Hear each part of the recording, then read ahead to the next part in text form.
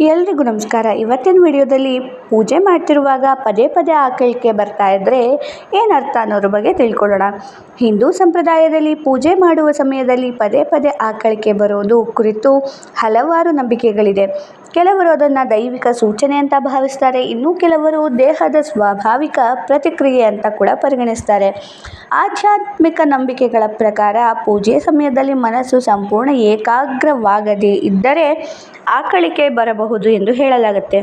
ಕೆಲವರು ದೇಹದಲ್ಲಿರುವ ನಕಾರಾತ್ಮಕ ಶಕ್ತಿಗಳು ಹೊರ ಹೋಗುವ ಸಂಕೇತ ಎಂದು ನಂಬುತ್ತಾರೆ.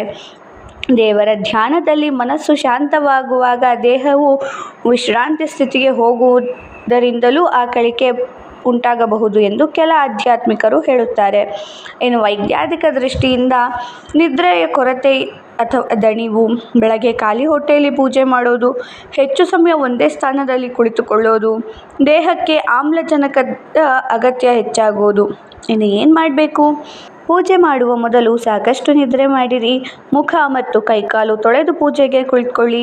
ಪೂಜೆ ವೇಳೆ ಮನಸ್ಸನ್ನು ದೇವರ ಮೇಲೆ ಕೇಂದ್ರೀಕರಿಸಿ ಸಾಧ್ಯವಾದರೆ ಕೆಲ ನಿಮಿಷ ಪ್ರಾಣಾಯಾಮ ಮಾಡಿ ನಂತರ ಪೂಜೆ ಮಾಡಿ. ಪೂಜೆ ಮಾಡುವಾಗ ಆಕಳಿಕೆ ಬರೋದು ಸಾಮಾನ್ಯವಾಗಿ ದೇಹದ ಸ್ವಾಭಾವಿಕ ಕ್ರಿಯೆಯಾಗಿದೆ. ಆದರೆ ಭಕ್ತಿಯಿಂದ ಏಕಾಗ್ರತೆಯಿಂದ ಪೂಜೆ ಮಾಡಿದರೆ ಮನಸ್ಸಿಗೆ ಹೆಚ್ಚಿನ ಶಾಂತಿ ದೊರೆಯುತ್ತೆ. ಮಾಹಿತಿ ಇಷ್ಟ ಆಯ್ತು ಅಂದರೆ ವಿಡಿಯೋನ ಲೈಕ್ ಮಾಡಿ, ಶೇರ್ ಮಾಡಿ, ಸಬ್ಸ್ಕ್ರೈಬ್ ಮಾಡಿ. Thank you for watching.